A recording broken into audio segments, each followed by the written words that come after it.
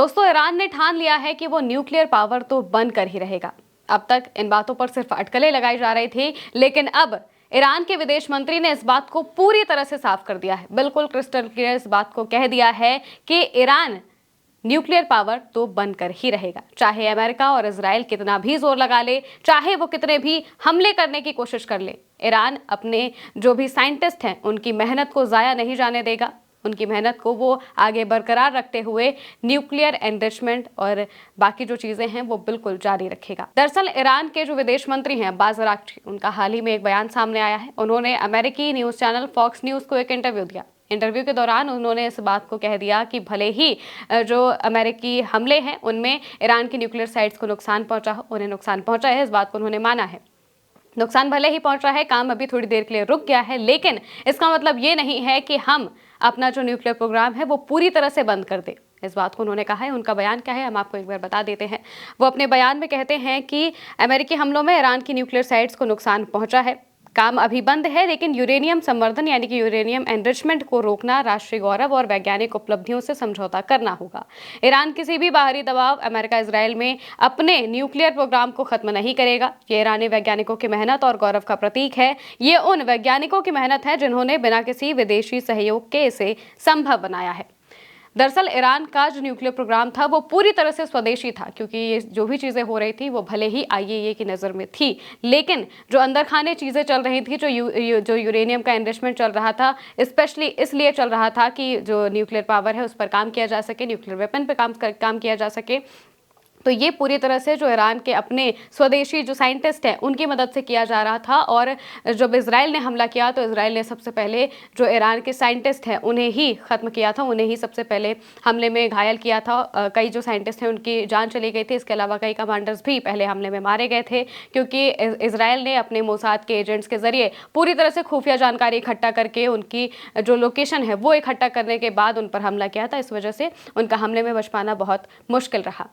लेकिन जैसे ही वो इस हमले में चल बसे, जो भी साइंटिस्ट थे वो इस हमले में चल बसे, तो इसके बाद भी ईरान की तरफ से बार बार इस बात को कहा गया कि हम अपने साइंटिस्ट की जो मेहनत है उसे जाया नहीं जाने देंगे। और एक बार फिर जो अब्बास अराक्ची हैं उन्होंने इस बात को साफ कर दिया है कि ईरान का जो न्यूक्लियर प्रोग्राम था वो पूरी तरह से जो ईरान के साइंटिस्ट हैं उनके गौरव का प्रतीक है, उनकी मेहनत का प्रतीक है। और अगर हमने इसे पूरी तरह से बंद कर दिया, इसका मतलब है कि हमने उनकी मेहनत को ज़ाया कर दिया है, हमने उनका जो सराहनीय काम था उसे पूरी तरह से बंद कर दिया है। इस वजह से ये बिल्कुल भी नहीं करेंगे।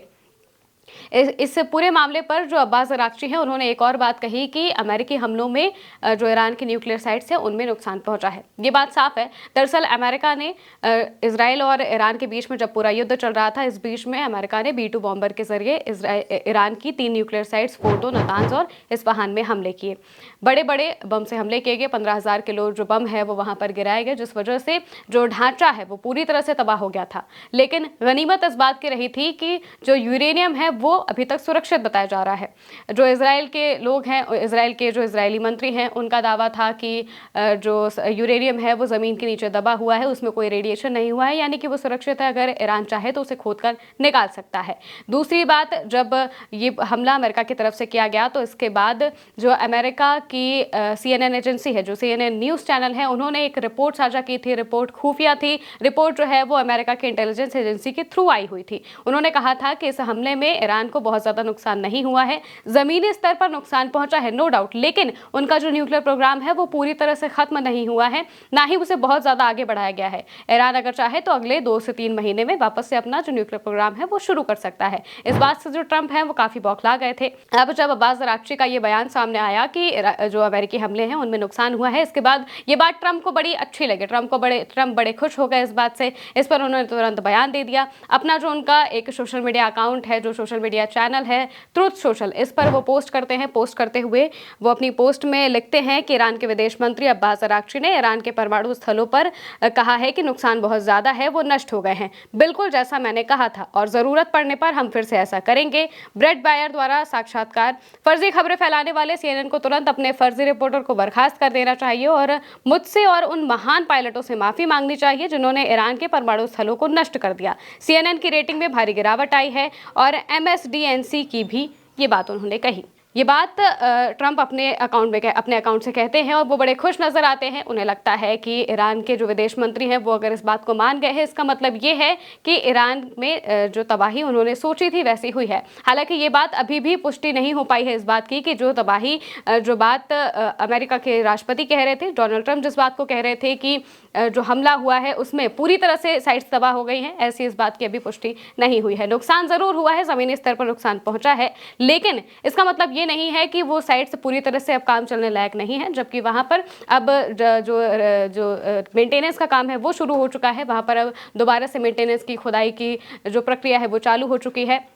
और अब्बास अराक्ची ने भी इस बात को कहा है कि हम अपने न्यूक्लियर प्रोग्राम को नहीं रोकेंगे। जिस तरह से उस रिपोर्ट में दावा किया गया था कि 2 से 3 महीने के लिए उनका न्यूक्लियर प्रोग्राम जो है वो आगे शिफ्ट हो गया है, वही होता हुआ भी अब नजर आ रहा है। क्योंकि इससे पहले जब सीज फायर हुआ था, इसके बाद खामनेई भी सामने आए थे और उन्होंने कहा था कि अमेरिका चाहे जो कर ले, हम किसी के दबाव में नहीं आएंगे, हमें क्या करना है क्या नहीं करना है ये कोई दूसरा देश हमें नहीं बताएगा, हम सिर्फ और सिर्फ अपनी मर्जी से ये चीज़ें करेंगे। वहीं दूसरी तरफ जो ईरान के डिफेंस मिनिस्टर है, उनकी तरफ से कहा गया था कि हम नई जंग की तैयारी भी कर रहे हैं। उन्होंने इस बात को साफ कर दिया था कि हम सीज फायर को जो है स्थायी नहीं मानते हैं, हमें नहीं लगता है कि ये सीज फायर पर भरोसा करना चाहिए, हम अपनी तरफ से जंग की तैयारी कर रहे हैं। क्योंकि एक तरफ अगर वो जंग की तैयारी कर रहे हैं, दूसरी तरफ अगर ये बयान सामने आ रहे हैं कि ईरान जो है अपना न्यूक्लियर प्रोग्राम नहीं छोड़ेगा, इसका मतलब ये है कि अमेरिका और इसराइल के लिए ये बहुत बड़ा खतरा है। उन्हें इस बात से बिल्कुल भी इसको खतरा महसूस होगा कि ईरान जो है अपना न्यूक्लियर प्रोग्राम नहीं छोड़ेगा। और अगर वो नहीं छोड़ता है, दोबारा से अगर ऐसी कोई गतिविधि सामने आती है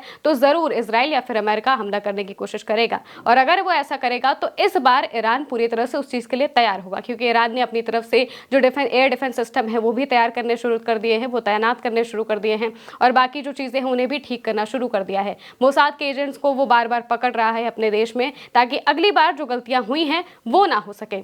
ईरान अपनी तरफ से पूरी जो जमीन है वो अगली जंग की तैयार कर रहा है। अब देखना होगा कि ईरान का न्यूक्लियर प्रोग्राम कब तक शुरू होता है। फिलहाल के लिए मेरे साथ इतना ही। आप देखते रहिए उल्टा चश्मा यूसी।